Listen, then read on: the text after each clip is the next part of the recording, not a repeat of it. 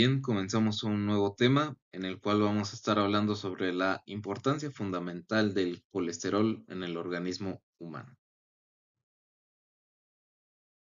Es importante comenzar hablando acerca de que el colesterol no es simplemente una molécula asociada con problemas cardiovasculares, sino que representa un componente absolutamente esencial para la vida celular.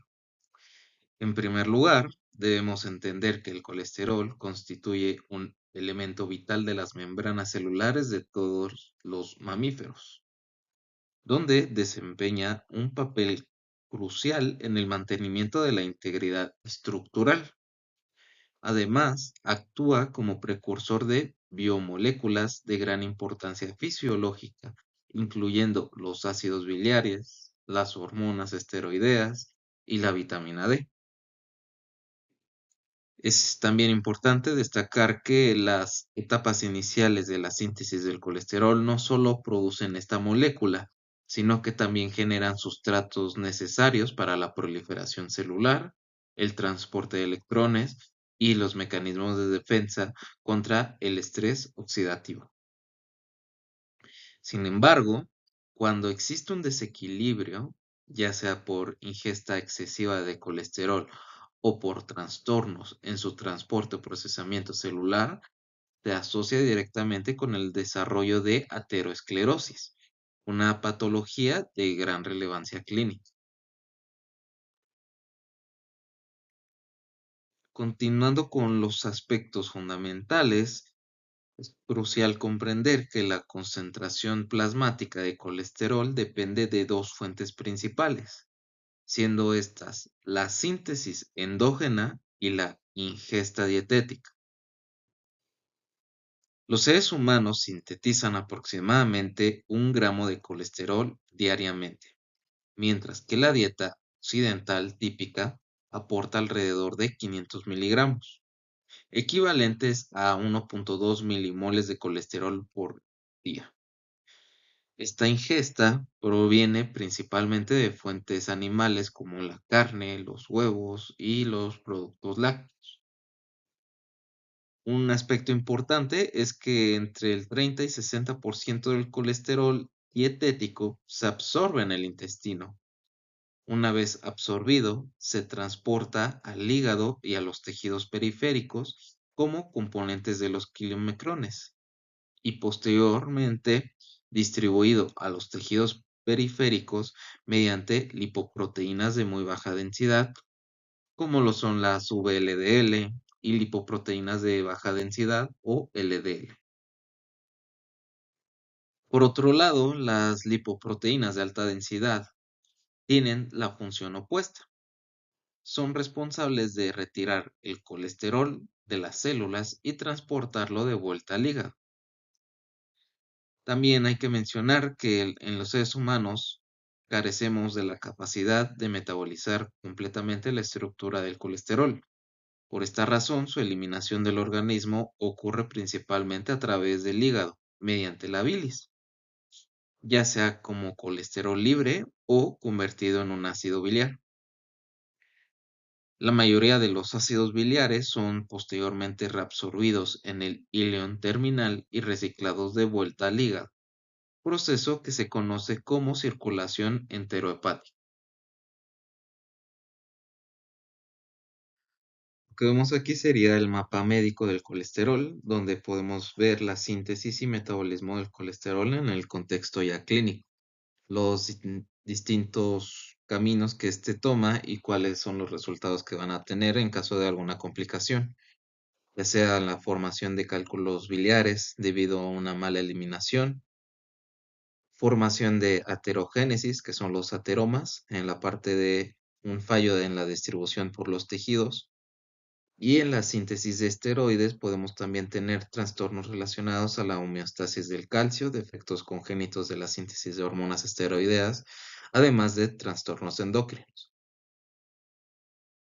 Bien, ahora, analizando la estructura química del colesterol, que es fundamental para comprender sus funciones y propiedades, tenemos que el colesterol presenta un peso molecular de 386 Daltons y está compuesto por 27 átomos de carbono distribuidos de manera específica. De estos 27 carbonos, 17 están incorporados en los cuatro anillos fusionados que forman la estructura de colestano, denominados anillos A, B, C y D. Esta estructura anular rígida es característica de todos los esteroides.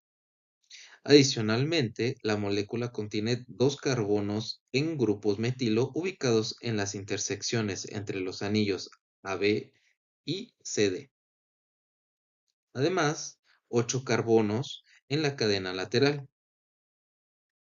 Desde el punto de vista ya funcional, es importante que destaquemos que el colesterol posee únicamente un grupo hidroxilo unido al carbono 3 del anillo A, lo que le confiere cierta polaridad a esta región de la molécula. Y ya finalmente presenta un solo doble enlace entre los átomos de carbono 5 y 6 del anillo B. Esta característica influye en sus propiedades físicas y su comportamiento en la membrana celular. La función del colesterol es que se intercala en la bicapa lipídica de las membranas, donde estabiliza la fluidez mediante interacciones físicas entre su anillo esteroideo plano y las cadenas de ácidos grasos de los fosfolípidos.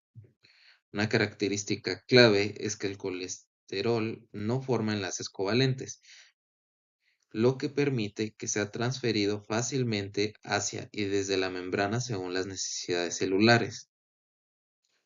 La modulación de la fluidez por parte del colesterol es dependiente de la temperatura y actúa como un verdadero regulador bifásico.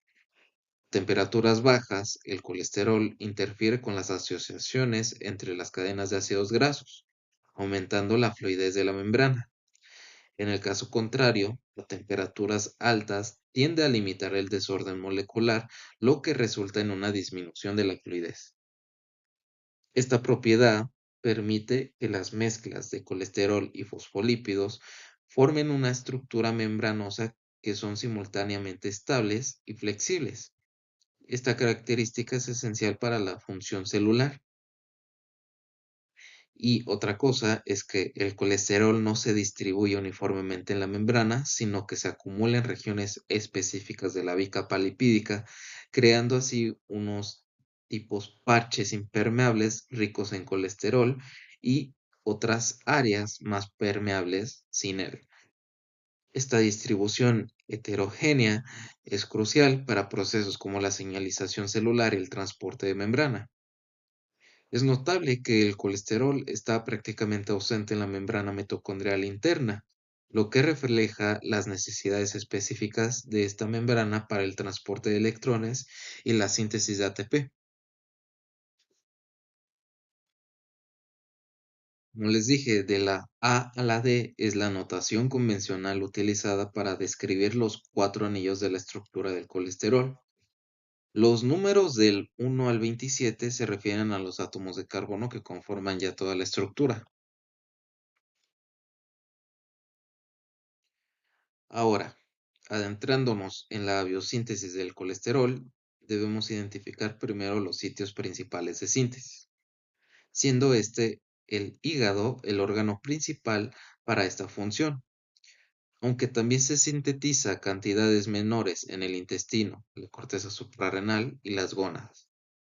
Es importante también mencionar que prácticamente todas las células humanas poseen la capacidad de sintetizar colesterol, aunque en diferentes grados. Este proceso biosintético es metabólicamente costoso y requiere tres elementos fundamentales. Primero, necesita una fuente de átomos de carbono proporcionada por el acetilcoenzima A, también conocida como acetil-CoA.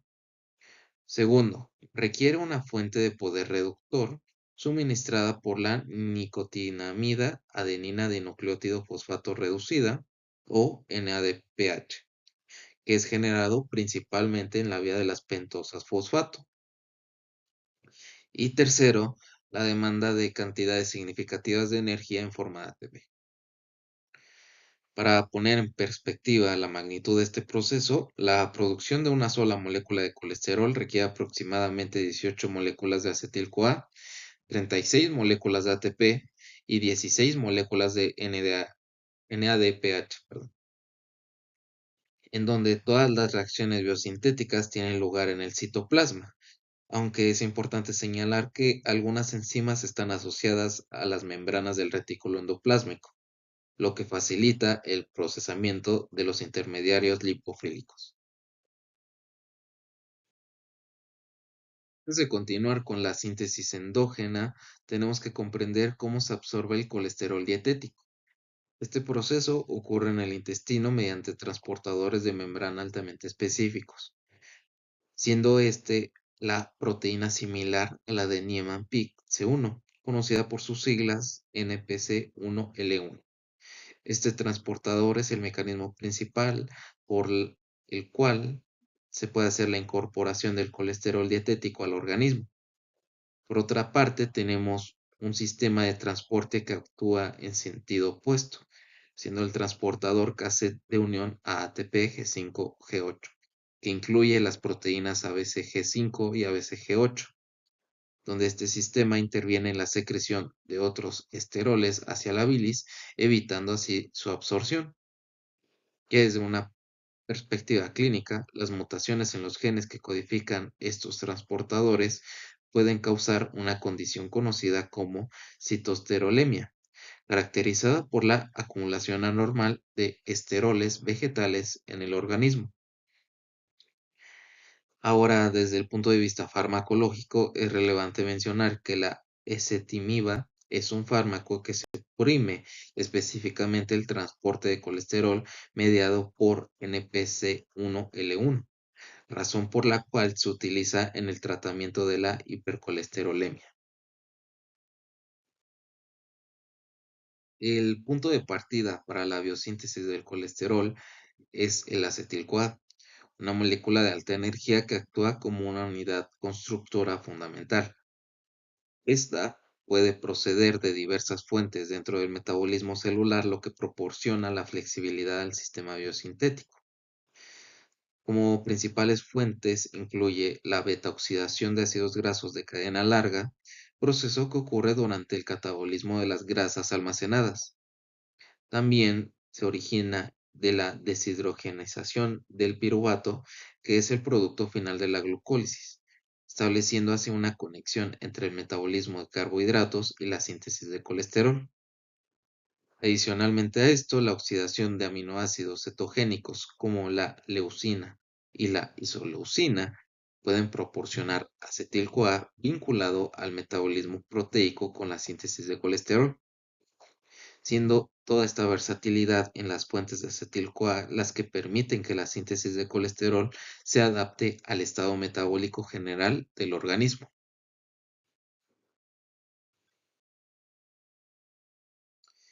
El primer paso específico de la vía metabólica de la síntesis del colesterol es la formación de ácido mevalónico, que marca el compromiso de la célula hacia la síntesis del colesterol.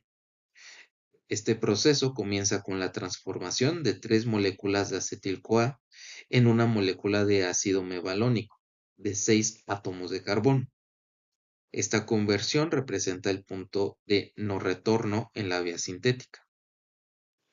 Los dos primeros pasos de esta vía ocurren en el citoplasma e implican reacciones de condensación que llevan a la formación de 3-hidroxi-3-metilglutaril o enzima A, comúnmente abreviado como HMG-CoA.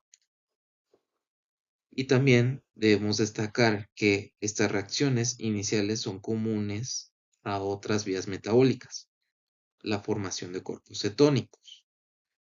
Sin embargo, existe una diferencia fundamental en la localización subcelular, siendo la formación de HMG-CoA para cuerpos cetónicos ocurre en la mitocondria, mientras que la síntesis de colesterol ocurre en el citoplasma.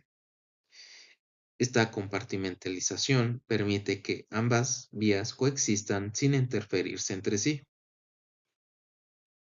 La enzima HMG-CoA reductasa, abreviada como HMGR, cataliza el paso delimitante de toda la vía de síntesis del colesterol.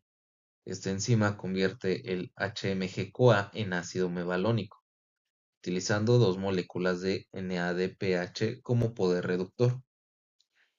La HMGR está insertada en las membranas del retículo endoplásmico y su actividad está sujeta a un control regulatorio extraordinariamente complejo que opera a múltiples niveles. Primero, está regulada por inhibición por retroalimentación, donde el producto final, siendo el colesterol, inhibe la actividad de la enzima. Segundo, su actividad se controla mediante la regulación de su tasa de degradación, permitiendo un ajuste rápido de la capacidad sintética. Tercero, la enzima está sujeta a regulación por fosforilación, siendo activada únicamente en estado de no fosforilado. Cuarto, su actividad también se modula a través de cambios en su expresión génica, permitiendo ajustes a largo plazo. Ahora, la regulación hormonal también es crucial, donde la insulina y la triiodotiriona aumentan su actividad, promoviendo la síntesis de colesterol, mientras que el glucagón y el cortisol la van a inhibir, reduciendo la síntesis. Finalmente, la HMGR puede ser fosforilada e inhibida por la sinasa dependiente de AMP, conocida como AMPK, lo que vincula la síntesis de colesterol con el estado energético celular. Continuando con la vía biosintética, el siguiente paso involucra la conversión del ácido mevalónico en unidades de isopreno.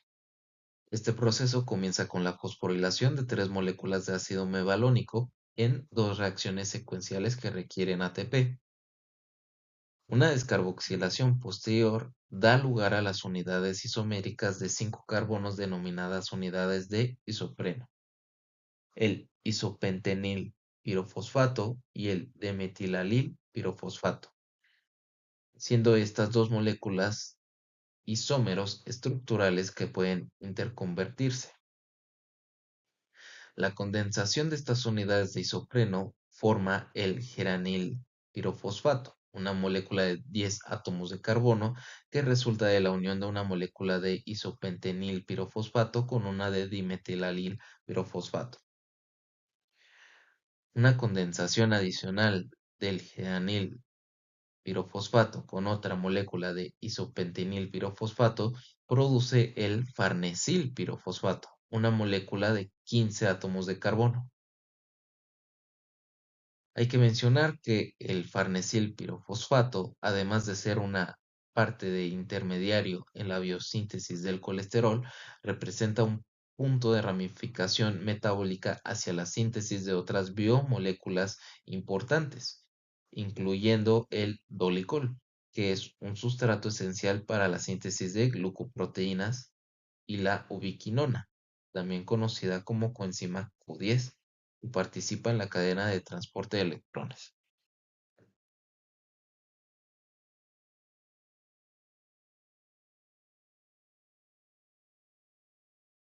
El siguiente paso crucial en la biosíntesis involucra la formación del escualeno. La enzima escualeno sintasa cataliza la condensación de dos moléculas de farnesil pirofosfato para formar esta molécula de transición. El escualeno es un hidrocarburo de 30 átomos de carbono que contiene 6 dobles enlaces distribuidos a lo largo de su estructura. Esta característica estructural es fundamental para el siguiente paso de la biosíntesis. La presencia de estos dobles enlaces confiere a la estructura del escualeno la flexibilidad necesaria para plegarse, formar un anillo similar al núcleo de esteroideo que caracteriza al colesterol. Esta capacidad de ciclación es crucial para la formación de la estructura rígida de anillos fusionados. En esta etapa de la vía sintética se originan varios intermediarios que serán procesados en las reacciones subsiguientes para formar finalmente el colesterol. La ciclación del escualeno es un proceso de dos pasos que representa una de las transformaciones más notables de la biosíntesis del colesterol. Antes de que se forme el anillo, el escualeno debe ser activado. Esto ocurre mediante la acción de la escualeno monoxigenasa, una enzima dependiente de NADPH. que inserta una molécula de oxígeno en la estructura del escualeno, convirtiéndolo en escualeno 2,3 óxido. Posteriormente, se forma el sistema de anillos bajo la acción de la enzima óxido escualeno ciclasa. Esta enzima cataliza una reacción extraordinariamente compleja que convierte la molécula lineal de escualeno óxido en la estructura tetracíclica de lanosterol, estableciendo así el núcleo esteroideo básico. También es interesante mencionar que en las plantas existe una vía paralela pero diferente. En estos organismos, un producto diferente de la ciclación del escualeno es el cicloartenol, que posteriormente es metabolizado a una gran serie de fitosteroles como el citosterol, que son los equivalentes vegetales del colesterol animal. Los estadios finales de la biosíntesis del colesterol presentan un desafío único debido a las propiedades físicas de los intermediarios involucrados. El escualeno, el lanosterol y todos los intermediarios subsiguientes en la síntesis del colesterol son moléculas hidrófobas, es decir, que repelen el agua. Para que las etapas finales de la vía metabólica puedan ocurrir en el medio acuoso del citoplasma, estos intermediarios deben reaccionar mientras están unidos a una proteína de transporte específica conocida como proteína de transportes del escualeno y del esterol. La conversión del lanosterol, que contiene 30 átomos de carbono, a colesterol, que contiene 27 átomos de carbono, implica una serie compleja de reacciones que incluye descarboxilaciones, una reacción de isomerización y una reacción de reducción. Este proceso global conlleva la eliminación de 3-grupo metilo de la estructura del lanosterol, lo que resulta en la formación de la estructura final del colesterol con sus características químicas y físicas específicas. La investigación del metabolismo del colesterol se utilizan diversos compuestos como marcadores bioquímicos para evaluar diferentes aspectos de este metabolismo. Los esteroles vegetales como el campesterol y el citosterol, así como el esterol biliar 5-alfa-colestanol, se han utilizado como marcadores de la absorción del colesterol. La presencia de estos compuestos en muestras biológicas puede indicar la eficiencia de los procesos de absorción intestinal. Por otro lado, las determinaciones de ácido mevalónico esculeno y lanosterol se han utilizado como marcadores de la síntesis endógena de colesterol. Los niveles de estos intermediarios biosintéticos pueden reflejar la actividad de la vía sintética y proporcionar información valiosa sobre el estado metabólico del organismo. La regulación del contenido celular del colesterol es uno de los sistemas de control metabólico más sofisticados del organismo humano. La concentración intracelular del colesterol, específicamente su concentración en la membrana celular, actúa como un factor clave en la regulación tanto de la síntesis endógena de colesterol como de la expresión de los receptores de LDL. Los mecanismos reguladores involucran múltiples componentes, incluyendo la enzima HMG-CoA reductasa, que ya hemos discutido anteriormente, el receptor de las LDL, que permite la captación de colesterol exógeno, la enzima 7-alfa hidroxilasa, que controla la conversión de colesterol en ácidos biliares, y una compleja red de receptores nucleares que actúan como sensores y reguladores transcripcionales. Las células pueden obtener colesterol a través de dos mecanismos principales, la síntesis de novo y el aporte externo. El aporte externo de colesterol a las células se realiza principalmente a través de lipoproteínas circulantes. Este proceso comienza cuando las lipoproteínas se unen a los receptores ApoB presentes en las membranas plasmáticas de las células. Los complejos lipoproteína receptor son posteriormente internalizados en vesículas mediante un proceso de endocitosis. Una vez en el citoplasma, estas vesículas son procesadas por enzimas lisosomales que tienen la función de separar las LDL del receptor e hidrolizar los esteres de colesterol contenidos en las lipoproteínas. Como resultado de este procesamiento, el colesterol libre es liberado a la membrana celular donde pueden ejercer sus funciones, mientras que la apolipoproteína B de las LDL es degradada. Por otra parte, los receptores son reciclados de vuelta a la membrana plasmática para continuar con el proceso de captación. Existe una relación inversa fundamental entre la ingesta dietética del colesterol y su biosíntesis endógena. Este mecanismo asegura un suministro diario de colesterol relativamente constante y nos ayuda a explicar por qué la restricción dietética de colesterol solo logra una reducción moderada en la concentración plasmática de colesterol.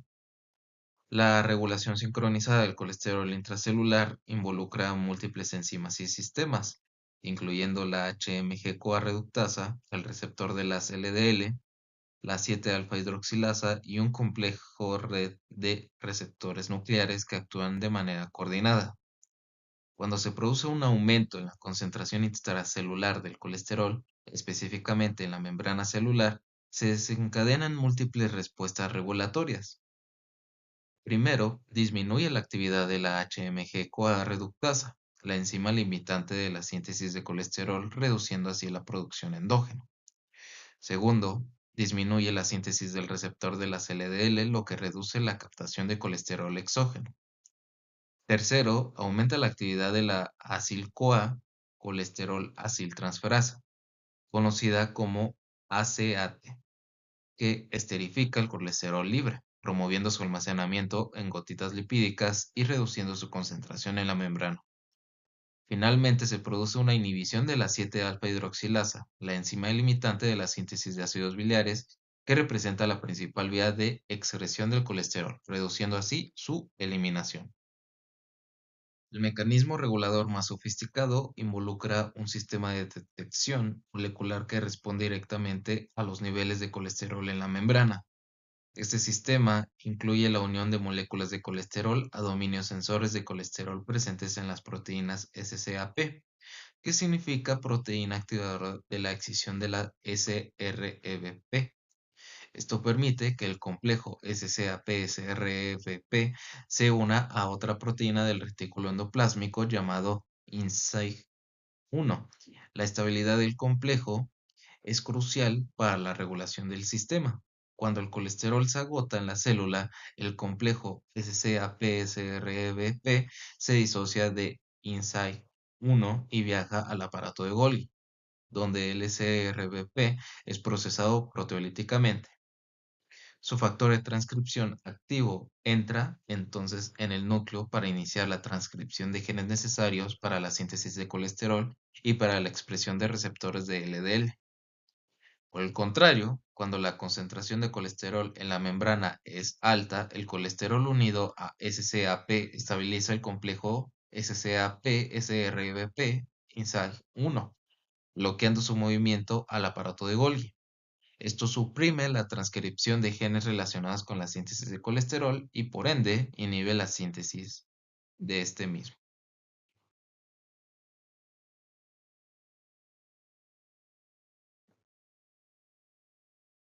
De la parte izquierda, cuando la concentración de colesterol libre en la membrana es baja, el complejo SCAP-SRBP se transfiere desde el retículo endoplásmico al aparato de Golgi. A continuación, se produce la proteólisis y el factor de transcripción activo entra en el núcleo e inicia la transcripción génica. Por otra parte, aquí en la derecha, cuando la concentración de colesterol libre en la membrana es alta, la unión del colesterol induce un cambio conformacional en la proteína SCAP que estabiliza su unión al SIG1. El complejo se mantiene en el retículo endoplásmico con el SRBP en forma inactiva y se reprime la transcripción. Pasamos ahora a la parte del estudio de la eliminación del colesterol del organismo. Los ácidos biliares representan los productos metabólicos más importantes del colesterol en términos cuantitativos y constituyen la principal vía de eliminación de esta molécula del cuerpo. El hígado desempeña un papel central en la eliminación del colesterol del organismo y lo hace a través de dos mecanismos principales. El primer mecanismo consiste en la excreción directa de colesterol libre en la bilis. Este colesterol libre puede provenir tanto de la síntesis hepática como del colesterol transportado al hígado por las lipoproteínas. El segundo mecanismo, que es cuantitativamente más importante, involucra la conversión del colesterol en ácidos biliares que luego son secretados a la bilis. Esta conversión representa no solo una forma de eliminación, sino que también una manera de utilizar el colesterol para producir moléculas con funciones fisiológicas importantes en la digestión de las grasas. Los ácidos biliares primarios son el ácido cólico y el ácido quenodesoxicólico, ambos sintetizados en las células parenquimatosas hepáticas, también conocidas como hepatocitos. El paso limitante de la síntesis de ácidos biliares es catalizado por la enzima microsomal 7-alfa hidroxilasa, también denominada CYP7A1. Esta enzima introduce un grupo hidroxilo en la posición 7-alfa del anillo esteroideo del colesterol, iniciando así la cascada de reacciones que llevan a la formación de ácidos biliares. Antes de su secreción, estos ácidos biliares se conjugan con aminoácidos específicos, siendo estos glicina o taurina, a través de enlaces amida. En humanos, esta conjugación ocurre en una proporción aproximadamente 3:1 a favor de los conjugados de glicina. Los productos finales secretados son las sales sódicas o potásicas de los ácidos glicocólicos, glicoquenodesoxicólico, taurocólico y tauroquenodesoxicólico. Estos compuestos conjugados son más solubles en agua que los ácidos biliares libres. Estos compuestos, junto con agua, fosfolípidos, colesterol y productos de excreción, como la bilirrubina, forman la bilis, que se secreta al duodeno para participar en la digestión o se almacenan en la vesícula biliar. Un aspecto clínicamente relevante es que cuando la bilis se encuentra sobresaturada con colesterol, se facilita la formación de cálculos biliares, una patología común en la práctica médica. Los ácidos biliares secundarios, específicamente el ácido desoxicólico y el ácido litocólico, se forman en el intestino a partir de los ácidos biliares primarios mediante la acción de la microbiota intestinal. Esta transformación es llevada a cabo por bacterias anaerobias, principalmente del género Bacteroides. Es importante mencionar que solo una parte de los ácidos biliares primarios se convierte en secundarios, mientras que el resto mantiene su estructura original.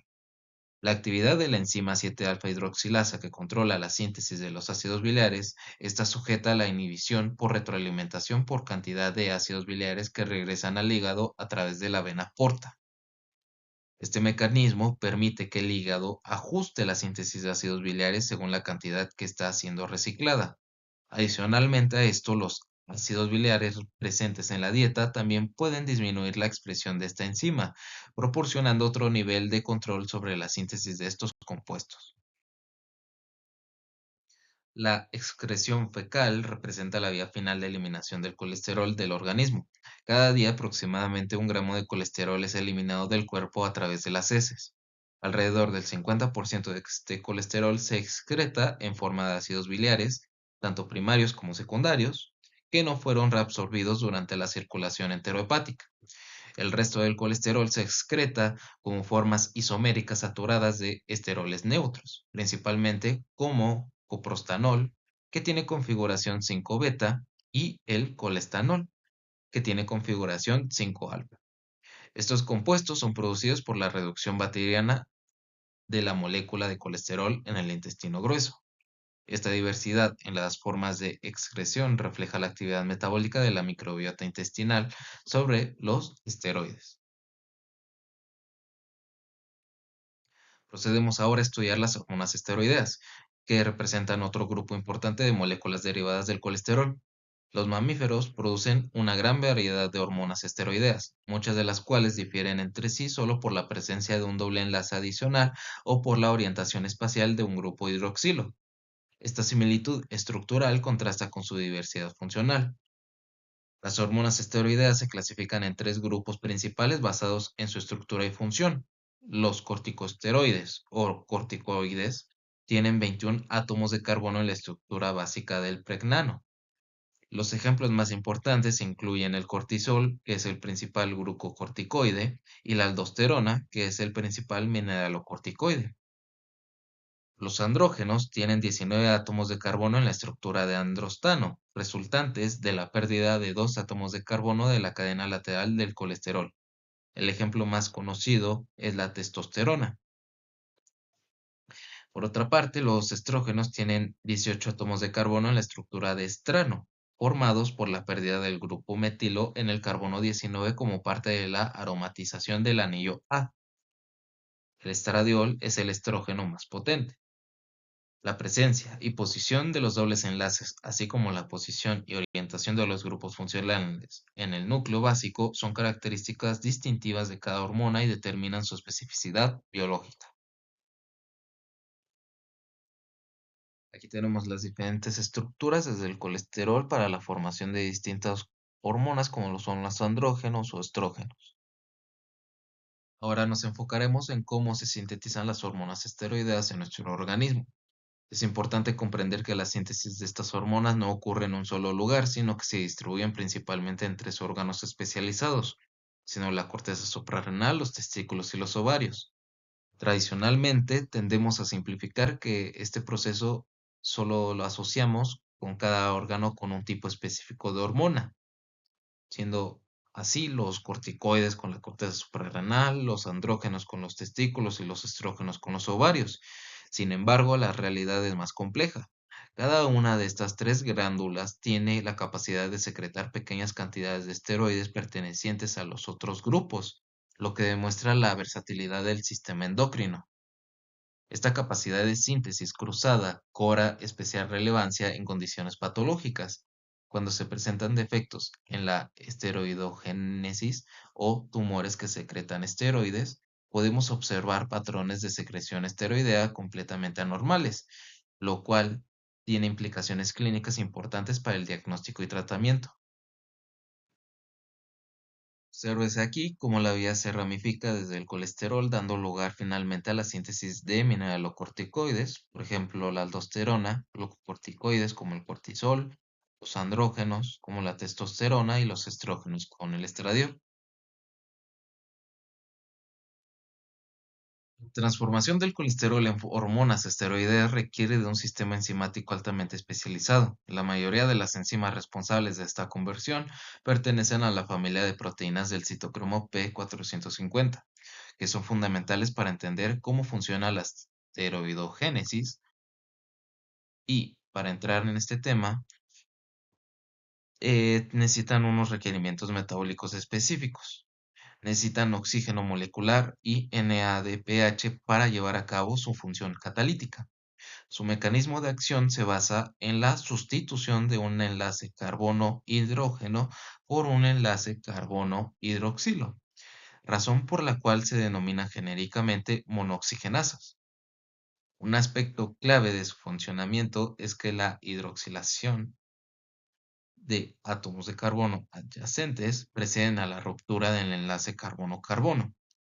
Si observamos la estructura del colesterol y la comparamos con las hormonas esteroideas finales, podemos apreciar que el proceso biosintético consiste principalmente en dos tipos de reacciones: la ruptura de enlaces carbono-carbono y las reacciones de hidroxilación.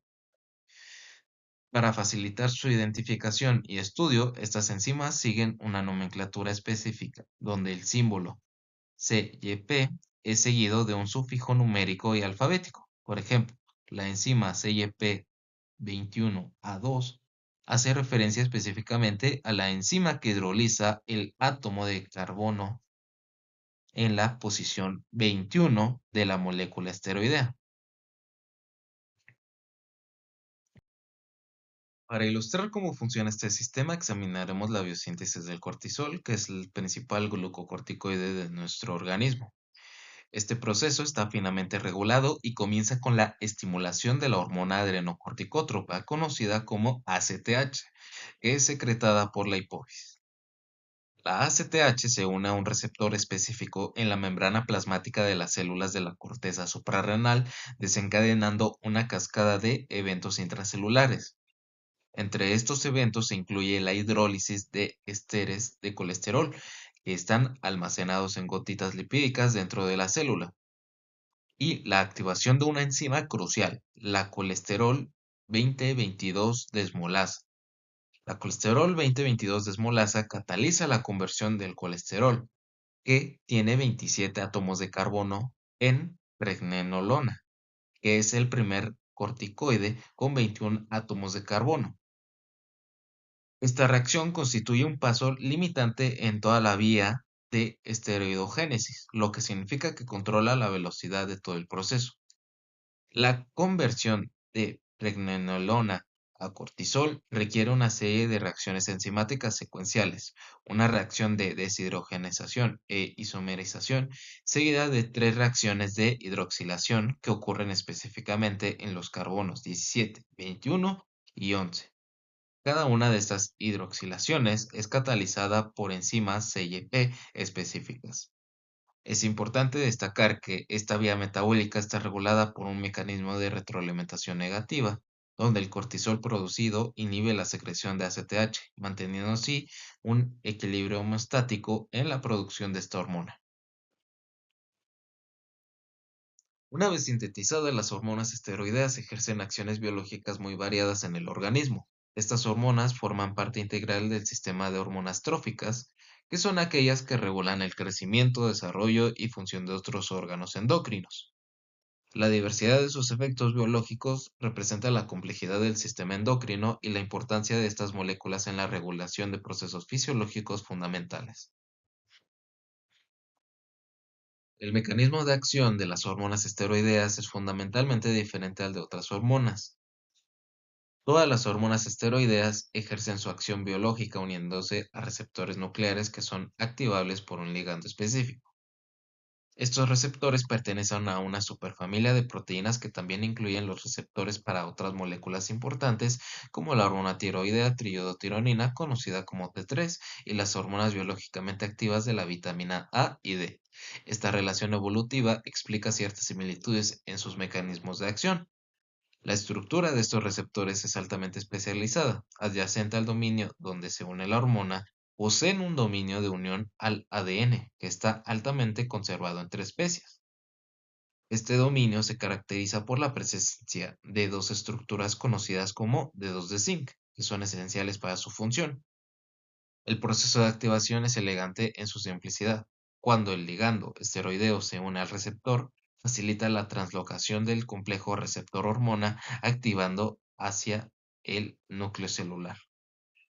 Una vez en el núcleo, este complejo se fija en secuencias específicas de ADN llamadas elementos de respuesta esteroidea, que se encuentran en regiones promotoras de los genes diana.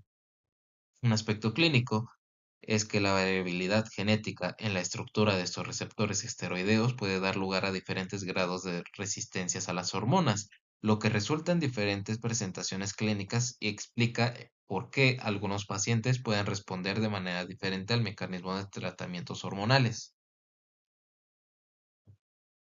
Finalmente, debemos considerar cómo el organismo elimina las hormonas esteroideas una vez que han cumplido su función biológica. La mayoría de estas hormonas se excretan a través de la orina mediante un proceso que ocurre en dos pasos bien definidos. El primer paso consiste en la eliminación de la potencia biológica del esteroide. Esto se logra a través de una serie de reacciones de reducción que modifican la estructura de la hormona, eliminando su capacidad de unirse a los receptores y ejercer efectos biológicos. El segundo paso involucra hacer que la estructura esteroidea sea hidrosoluble para facilitar su excreción. Esto se logra mediante conjugación con derivados glucurónidos o sulfatos, generalmente a través del grupo hidroxilo ubicado en el carbono 3 de la molécula. Desde el punto de vista clínico, la determinación del perfil de esteroides en la orina, utilizando técnicas analíticas avanzadas como la cromatografía de gases acoplada a espectrometría de masa, permite identificar más de 30 esteroides diferentes. Las concentraciones relativas de estos metabolitos puede utilizarse como herramienta diagnóstica para localizar defectos específicos en la vía esteroidogénica, lo que es invaluable para el diagnóstico de trastornos endocrinos. Con esto concluimos el recorrido por la biosíntesis del colesterol y los esteroides, desde la síntesis inicial del colesterol hasta su conversión en hormonas esteroideas y su posterior eliminación del organismo. Continuamos con el segundo tema del video, en donde abordaremos la biosíntesis y degradación de los aminoácidos, siendo este proceso crucial para comprender cómo nuestro organismo maneja estos compuestos esenciales más allá de su función estructural en proteínas. Los aminoácidos desempeñan múltiples roles en nuestro metabolismo, aunque los conocemos principalmente como los bloques de construcción de péptidos y proteínas, también actúan como precursores de neurotransmisores y hormonas. Pero hay un aspecto particularmente importante que debemos destacar. Sus esqueletos carbonados pueden ser utilizados como fuente de energía. Desde el punto de vista energético, clasificamos los aminoácidos en dos categorías principales. Primero, los aminoácidos glucogénicos, también llamados glicogénicos, cuyos esqueletos carbonados pueden transformarse en glucosa mediante el proceso de gluconeogénesis. Esto permite que proporcionen combustible metabólico a tejidos que necesitan o prefieren la glucosa como fuente de energía. La segunda categoría son los aminoácidos cetogénicos, cuyo esqueleto carbonado puede generar equivalentes de acetil-CoA o acetoacetato. Estos compuestos sirven como precursores inmediatos para la síntesis de lípidos y la formación de cuerpos cetónicos. Un aspecto distintivo de los aminoácidos es que, a diferencia de los carbohidratos que se almacenan como glucógeno o los lípidos que se almacenan como grasa, los aminoácidos no tienen una forma de almacenamiento específica. Sin embargo, pueden actuar como fuente de energía en diversas circunstancias metabólicas. Cuando la dieta es adecuada y hay un exceso de aminoácidos, estos pueden convertirse en glucógeno o grasas para su posterior almacenamiento. Respecto a la excreción del nitrógeno derivado del metabolismo de aminoácidos, pequeñas cantidades se eliminan en forma de ácido úrico, creatinina e ion amonio. Sin embargo, la vía principal de excreción es la formación de urea en el hígado. Finalmente, debemos distinguir entre aminoácidos esenciales y no esenciales. Los seres humanos solo podemos sintetizar los esqueletos carbonados de aproximadamente la mitad de los alfa-cetoácidos necesarios. Por tanto, los aminoácidos que nuestro cuerpo no puede sintetizar deben ser aportados a través de la dieta y se denominan aminoácidos esenciales. Los aminoácidos no esenciales se sintetizan generalmente mediante transaminación de un alfa-cetoácido correspondiente. Para que las proteínas dietéticas contribuyan efectivamente al metabolismo energético o aporten aminoácidos esenciales, deben atravesar un proceso complejo de digestión y absorción.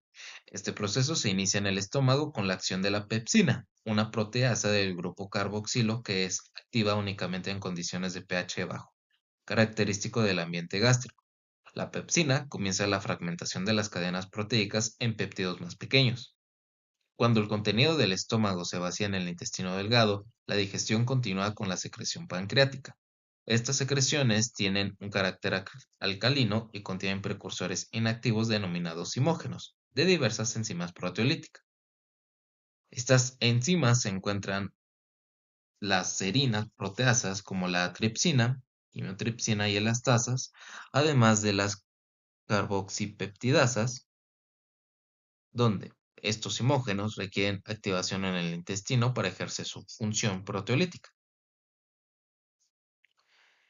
El proceso de digestión se completa finalmente con la acción de enzimas ubicadas en el propio intestino delgado, una vez que los dipéptidos y tripéptidos son fragmentados completamente en los enterocitos, que son las células especializadas del intestino. Los aminoácidos libres resultantes son absorbidos hacia la circulación portal. Estos aminoácidos son transportados directamente al hígado a través de la vena porta, donde pueden seguir tres destinos principales. Pueden ser utilizados para el metabolismo energético, participar en procesos de biosíntesis o ser distribuidos a otros tejidos del organismo según las necesidades metabólicas. El flujo de carbono y nitrógeno entre diferentes órganos constituye un aspecto fundamental del metabolismo de aminoácidos. La mayor parte de este flujo entre los tejidos periféricos, particularmente el músculo esquelético y el hígado, están mediado por la liberación de alanina hacia la circulación sanguínea. Una vez en el hígado, la alanina experimenta una transformación metabólica, se convierte en piruvato, mientras que componentes nitrogenados se incorporan al ciclo de la urea para su posterior excreción. El piruvato generado puede ser utilizado en el proceso de gluconeogénesis para producir glucosa nueva. Esta glucosa se libera a la sangre y es transportada de vuelta a los tejidos periféricos, donde puede ser utilizada como fuente de energía. Este mecanismo, conocido como ciclo de la glucosa-alanina, permite tres procesamientos simultáneos, siendo la conversión neta de los carbonos provenientes de aminoácidos en glucosa, la eliminación segura de nitrógeno aminoácidico en forma de urea y el retorno de los carbonos a los tejidos periféricos en una forma utilizable como la glucosa. Además del aporte de proteínas dietéticas, nuestro organismo mantiene un proceso continuo de renovación de sus propias proteínas. Las proteínas endógenas tienen una vida media determinada y son sistemáticamente degradadas a aminoácidos individuales, siendo simultáneamente reemplazadas por proteínas recién sintetizadas. Este proceso se denomina recambio proteico. Existen dos vías principales para esta degradación proteica. La primera es la degradación lisosomal, que se inicia con la introducción de la proteína o incluso orgánulos completos en vesículas especializadas llamadas autofagosomas.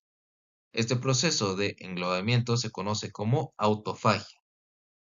Posteriormente, estos autofagosomas se fusionan con los lisosomas, orgánulos que contienen hidrolasas ácidas especializadas en degradar proteínas, lípidos y glucanos. La segunda vía es la degradación por proteasomas, que es la principal responsable de la degradación de proteínas citosólicas. Los proteasomas son complejos de alto peso molecular que poseen múltiples actividades proteolíticas. Este proceso frecuentemente se activa mediante la unión de una pequeña proteína reguladora llamada ubiquitina a la proteína objetivo. Sin embargo, también existen vías tanto dependientes como independientes de ubiquitina para la degradación de proteína citoplasmática.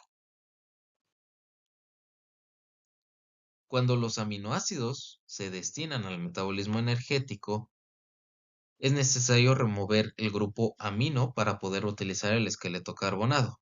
Existen tres mecanismos principales para esta eliminación. El mecanismo principal y más común es la transaminación. Este proceso implica la transferencia del grupo amino de un aminoácido hacia un alfa-cetoácido aceptor apropiado.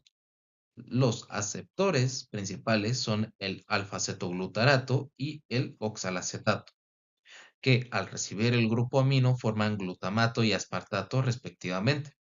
Las enzimas responsables de catalizar estas reacciones se denominan aminotransferasas o transaminasas.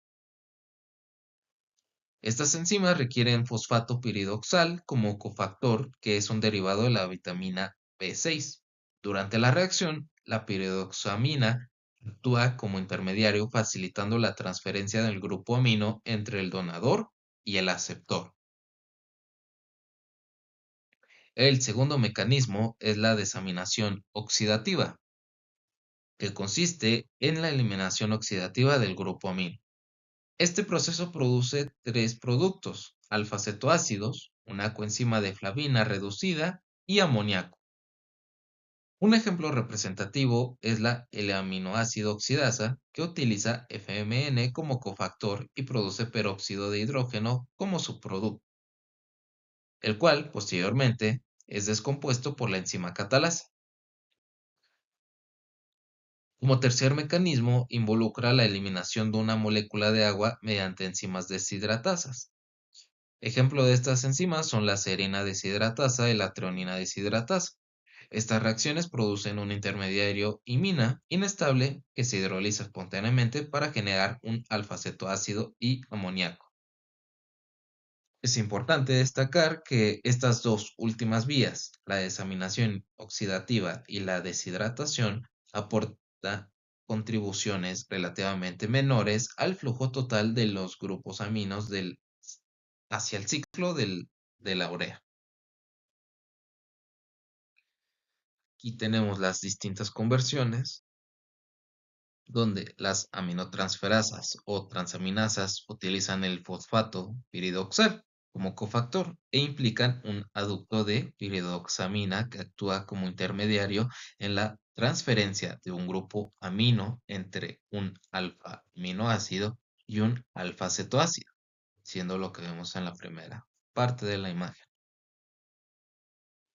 Estructuras de los compuestos implicados, como son el cofactor, el fosfato piridoxal, se utilizan en varias reacciones catalizadas por enzimas que implican aminoácidos y compuestos cetónicos, incluidos reacciones de transaminación y descarboxilación. La transaminación implica un alfa-aminoácido donante, el cual es este, y un alfa-cetoácido aceptor, el cual es este. Los productos son un alfa-cetoácido derivado del esqueleto carbonado de R1 y un alfa-aminoácido del esqueleto carbonado de R2. El producto final del metabolismo del nitrógeno aminoacídico es la urea, una molécula que contiene dos átomos de nitrógeno. Estos dos átomos de nitrógeno provienen exclusivamente del glutamato y el aspartato. El primer nitrógeno se origina del amoníaco, que se produce principalmente del glutamato mediante la acción de la glutamato deshidrogenasa, una enzima que abreviamos como GDH. Este amoníaco, ingresa al ciclo de la urea en forma de carbamoil fosfato, un compuesto activado que contiene un grupo amino. El segundo nitrógeno es aportado directamente por el ácido aspartico, que es el que se incorpora al ciclo de la urea como tal. Durante este proceso se genera fumarato como subproducto que puede ser reciclado a oxalacetato a través del ciclo de los ácidos tricarboxílicos. Esta conexión es metabólicamente muy importante porque permite que el oxalacetato, una vez regenerado, pueda aceptar a otro grupo amino y reincorporarse al ciclo de la urea. Alternativamente, el fumarato puede utilizarse directamente para el metabolismo energético o para la gluconeogénesis. Esta interconexión vincula estrechamente el ciclo de la urea, que maneja el metabolismo del nitrógeno, con el ciclo de los ácidos tricarboxílicos y el metabolismo energético celular general. La canalización de los grupos aminos de otros aminoácidos hacia glutamato y aspartato es lo que provee el nitrógeno necesario para la síntesis de urea en una forma química adecuada para el funcionamiento de todo el ciclo. El nitrógeno entra en el ciclo de la urea a partir de la mayoría de los aminoácidos mediante transferencia del grupo alfa-amino. Bien puede ser al alfa-cetoglutarato o bien al oxalacetato para formar así glutamato y aspartato respectivamente. El glutamato libera amoníaco en el hígado a través de la acción de la glutamato deshidrogenasa. El amoníaco se incorpora al carbamoil fosfato y el aspartato se combina con citrulina para proporcionar el segundo nitrógeno para la síntesis de la urea. Y el oxalacetato y el alfa-cetoglutarato pueden reciclarse, ven cómo forman parte del ciclo, para canalizar el nitrógeno hacia esta vía. El amoníaco presenta una toxicidad muy elevada, especialmente para el sistema nervioso, por lo que su producción y utilización deben mantenerse en un equilibrio muy delicado dentro del organismo. Para la destoxificación del amoníaco, el glutamato actúa como precursor de la glutamina mediante un proceso que consume una molécula de amoníaco por cada molécula de glutamina formada. La glutamina, junto con la alanina, constituyen uno de los tres transportadores principales de grupos amino entre los tejidos periféricos y el hígado. Ambos aminoácidos se encuentran presentes en la sangre en concentraciones particularmente elevadas. Existe un sistema de interconversión entre tres formas del mismo esqueleto carbonado: alfa-cetoglutarato, glutamato y glutamina. Estas interconversiones están mediadas por diferentes enzimas: las aminotransferasas, la glutamina sintetasa y la glutaminasa, y la glutamato deshidrogenasa que mencionamos anteriormente. La glutamina puede cumplir múltiples funciones metabólicas. Puede funcionar como un amortiguador para la utilización del amoníaco, puede servir como una fuente de amoníaco cuando es necesario y puede actuar como transportadora del grupo amino entre tejidos.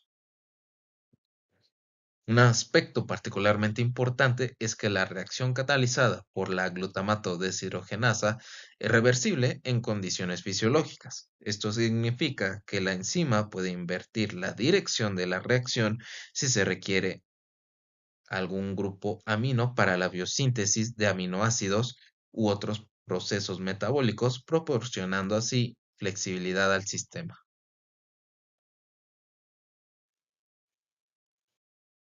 El ciclo de la urea representa el proceso principal para la detoxificación del amoníaco y su excreción del organismo. Este ciclo se lleva a cabo principalmente en el hígado y está compuesto por 5 enzimas específicas que catalizan una secuencia ordenada de reacciones. La primera reacción es la síntesis de carbamoil fosfato, donde el primer nitrógeno entra al ciclo, como lo vimos en la imagen.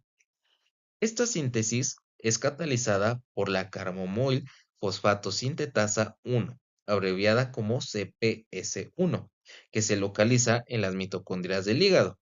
La CPS1 es una enzima reguladora clave que requiere N-acetilglutamato como cofactor activador. La segunda reacción es la formación de citrulina, donde el carbamoil fosfato se combina con ornitina para formar citrulina.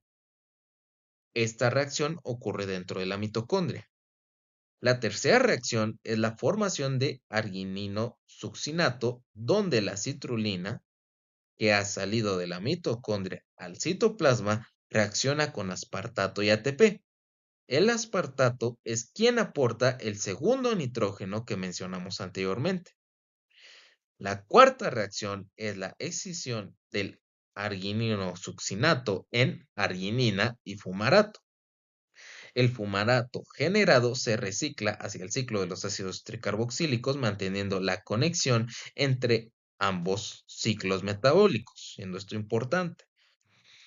La quinta y última reacción es la formación de urea, donde la arginina es hidrolizada por la enzima arginasa para formar urea y regenerar ornitina. Esta ornitina regenerada vuelve a entrar al ciclo, permitiendo que el proceso continúe. La reacción global del ciclo puede resumirse como dióxido de carbono más amoníaco más 3 moléculas de ATP más aspartato produce urea más 2 moléculas de ADP más una molécula de AMP más 2 fosfatos inorgánicos más pirofosfato más fumarato. Este ciclo está estrechamente conectado con el metabolismo energético y el ciclo de los ácidos tricarboxílicos, lo que permite una coordinación eficiente entre el manejo del nitrógeno y las necesidades energéticas celulares. Con lo que acabamos de ver, el análisis del ciclo de la urea revela que en realidad se compone de dos ciclos. El flujo de carbonos se divide entre el proceso sintético primario de urea y el reciclaje de fumarato a aspartato. El último ciclo ocurre en las mitocondrias e implica parte del ciclo de los ácidos tricarboxílicos y una aminotransferasa. El metabolismo de los esqueletos carbonados de los 20 aminoácidos comunes revela una interconexión clara y directa con el metabolismo de los carbohidratos y los lípidos. Prácticamente todos los átomos de carbono provenientes de los aminoácidos pueden convertirse en intermediarios de la vía glucolítica del ciclo de los ácidos tricarboxílicos o del metabolismo lipídico. El primer paso en este proceso metabólico es típicamente la transferencia del grupo alfa-amino mediante transaminación al alfa-cetoglutarato u oxalacetato. Esta transferencia proporciona glutamato y aspartato, que, como ya hemos visto, son las fuentes principales de nitrógeno para el ciclo de la urea. La lisina constituye la única excepción a esta regla, ya que no puede sufrir transaminación directa debido a su estructura química particular. Los aminoácidos se clasifican según el punto específico donde sus carbonos se incorporan al metabolismo central. Los aminoácidos glucogénicos son aquellos que aumentan la síntesis neta de glucosa. Esta categoría incluye aquellos aminoácidos que producen piruvato, así como aquellos que introducen carbono directamente en el ciclo de los ácidos tricarboxílicos, como alfa-cetoglutarato, succinil-CoA, fumarato u oxalacetato. Ejemplos representativos incluyen alanina, arginina, aspartato, glutamato, glicina, prolina, serina, valina, cisteína, histidina, metionina y asparaginina. Los aminoácidos cetogénicos son aquellos que proporcionan carbonos directamente a acetil-CoA o acetoacetato, que son precursores de cuerpos cetónicos. La leucina y la lisina son ejemplos de aminoácidos exclusivamente cetogénicos. Existen también una tercera categoría, aminoácidos que no son tanto glucogénicos como cetogénicos. Estos pueden generar fragmentos de ambos tipos según las condiciones metabólicas. Ejemplos incluyen isoleucina, fenilalanina, treonina, triptofano y tirosina. Esta figura resume las interacciones entre el metabolismo de los aminoácidos y las vías metabólicas centrales. Los aminoácidos marcados con un asterisco son solo cetogénicos, como lo son la leucina y la lisina. Obsérvese que, además de proporcionar energía, los carbonos procedentes de los aminoácidos pueden originar glucosa y ácidos grasos por la vía del oxalacetato y del citrato, respectivamente, como lo son los que están marcados con dos asteriscos, como lo son el citrato y el oxalacetato. Los aminoácidos son metabolizados mediante vías complejas y específicas para generar diversos productos intermediarios en el metabolismo de carbohidratos y lípidos. Los aminoácidos glucogénicos directos incluyen alanina, aspartato y glutamato. Sus alfa-cetoácidos resultantes de la transaminación o desaminación oxidativa son precursores directos de oxalacetato o alfa-cetoglutarato, que pueden convertirse eficientemente en glucosa a través de la gluconeogénesis. Los aminoácidos de cadena ramificada que incluyen leucina, isoleucina y valina merecen atención especial debido a su metabolismo característico. Su catabolismo comienza con la pérdida del grupo alfamino seguido por la descarboxilación oxidativa del alfa-cetoácido correspondiente. Este proceso es similar al que ocurre en el metabolismo del piruvato. La leucina es un aminoácido exclusivamente cetogénico que conduce a la formación de acetil-CoA y cuerpos cetónicos. La valina y la isoleucina, además de producir algunos compuestos cetogénicos, también generan propionil-CoA, que puede convertirse en succinil-CoA y contribuir así a la gluconeogénesis, lo que les confiere también propiedades glucogénicas. Los aminoácidos aromáticos que incluyen triptofano, tirosina y fenilalanina constituyen ejemplos excelentes de cómo un solo aminoácido puede generar precursores tanto glucogénicos como cetogénicos. El Tofano experimenta una serie compleja de reacciones metabólicas. Tras la excisión de su anillo heterocíclico, el núcleo de la estructura se libera como alanina, que es un precursor glucogénico. Simultáneamente, el resto de los carbonos se convierten en glutaryl-CoA, que es un precursor cetogénico. El catabolismo de la fenilanina se inicia con su hidroxilación a tirosina mediante la enzima fenilanina hidroxilasa. Un defecto genético en esta enzima causa una enfermedad conocida como fenilcetonuria, que discutiremos más adelante. Una vez formada la tirosina, puede seguir múltiples vías metabólicas. La tirosina es precursora tanto de acetil-CoA como de fumarato, lo que la convierte en un aminoácido con propiedades glucogénicas. Pero además, la tirosina sirve como precursor de importantes compuestos biológicamente activos, incluyendo las hormonas catecolaminas, el neurotransmisor dopamina y el pigmento melanina. Un déficit en la enzima tirosina, que es responsable de hidroxilar la tirosina, la dopa, en la vía de síntesis de la fenilanina, causa una condición conocida como albinismo.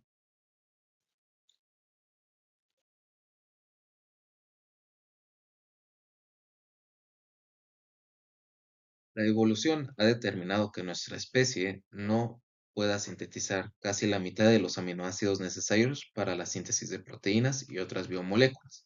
Esta limitación tiene importantes implicaciones nutricionales y metabólicas. Los aminoácidos no esenciales son aquellos que pueden ser sintetizados por los seres humanos en cantidades suficientes para satisfacer nuestras necesidades metabólicas.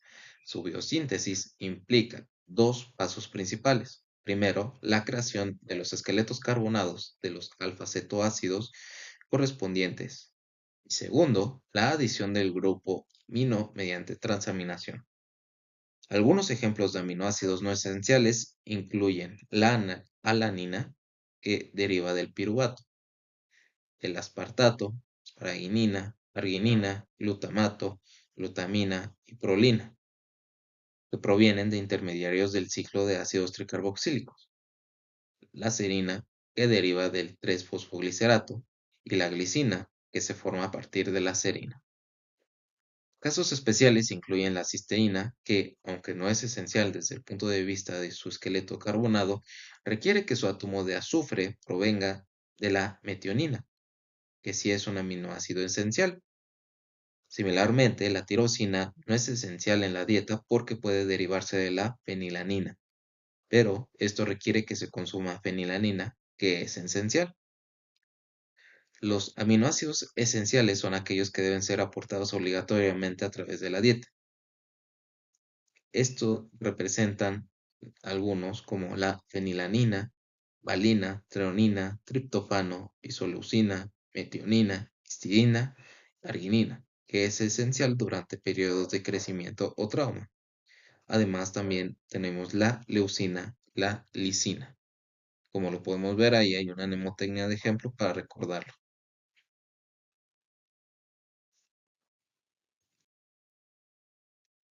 Aquí tenemos la tabla y la parte de qué es o cuál es la función de cada tipo de aminoácido o cómo se origina. Ahora, más allá de su función estructural en proteínas, los aminoácidos actúan como precursores de una amplia gama de compuestos esenciales para la fisiología celular y la función del organismo. En el ámbito de los neurotransmisores, varios aminoácidos desempeñan roles cruciales. El glutamato funciona como un neurotransmisor excitador y también sirve como precursores del ácido gamma-aminobutírico, conocidos como GABA, que es un neurotransmisor inhibidor importante. La glicina también actúa como neurotransmisor inhibidor, mientras que el aspartato funciona como neurotransmisor excitador. La tirosina, que puede derivarse de la fenilanina, es precursora de la 3,4-dihidroxifenilanina, conocida como dopa, y de la dopamina y adrenalina, que son neurotransmisores del grupo de las catecolaminas. Además, la tirosina es precursora de las hormonas tiroideas, triodotironina y tiroxina, así como del pigmento melanina. El triptófano es el precursor de la serotonina, un neurotransmisor crucial para la regulación del estado de ánimo y otras funciones fisiológicas. La histidina es precursora de la histamina, que actúa como mediador de la inflamación y también como neurotransmisor. Entre otras moléculas importantes, la arginina es el precursor inmediato tanto de la urea como del óxido nítrico, este último siendo importante para la regulación de las funciones vasculares. Un descubrimiento relativamente reciente es la selenocisteína, a veces llamada el aminoácido 21. Este aminoácido es un componente activo en el sitio catalítico de enzimas como la glutatión peroxidasa, que tiene función antioxidante, y la 5' desyodasa, que participan en el metabolismo de las hormonas tiroideas. La síntesis de selenocisteína requiere selenio dietético. Aquí tenemos los ejemplos de aminoácidos como moléculas efectoras o precursoras. Ahora, siguiendo con esto, las enfermedades hereditarias del metabolismo de los aminoácidos. Los errores innatos del metabolismo de los aminoácidos constituyen trastornos genéticos que ilustran claramente los graves consecuencias que puede tener un metabolismo de aminoácidos anormal. Actualmente, el cribado neonatal empleado, que utiliza técnicas avanzadas como cromatografía de gases o líquida acoplada con espectrometría de masas, permite la detección temprana de estos trastornos, lo que es crucial para iniciar tratamientos oportunos.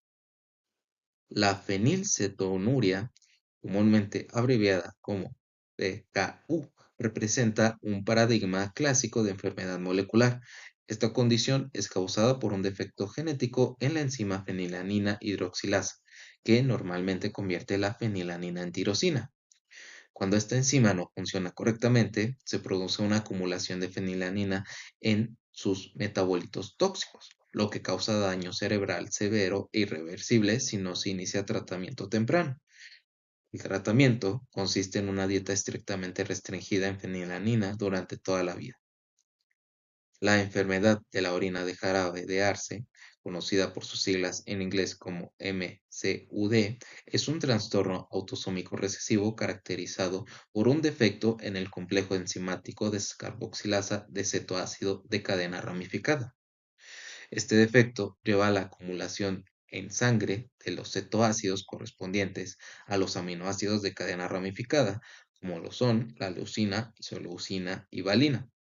Los pacientes desarrollan cetoaciduria con un olor característico a jarabe de arce en la orina, de donde deriva el nombre de la enfermedad.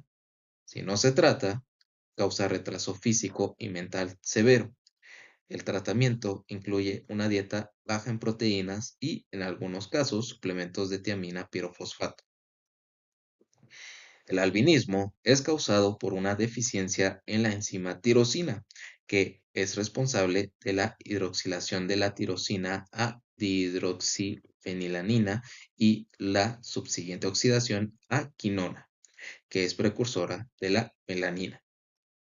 Esta deficiencia resulta en una molécula que está marcada en su falta de pigmentación en la piel, cabellos y ojos. Estos ejemplos demuestran la importancia crítica del metabolismo normal de los aminoácidos y cómo las alteraciones genéticas pueden tener consecuencias devastadoras si no se detectan y tratan tempranamente. En resumen, el metabolismo de los aminoácidos representa un sistema complejo e interconectado que va mucho más allá de la simple síntesis de proteínas. Hemos visto cómo estos compuestos pueden servir como fuente de energía, cómo su nitrógeno se maneja de manera segura a través del ciclo de la urea y cómo actúan como precursores de moléculas vitales para la función del organismo. La comprensión de estos procesos es fundamental para el entendimiento de la bioquímica médica y tiene implicaciones directas en el diagnóstico y tratamiento de diversas patologías. Eso sería todo.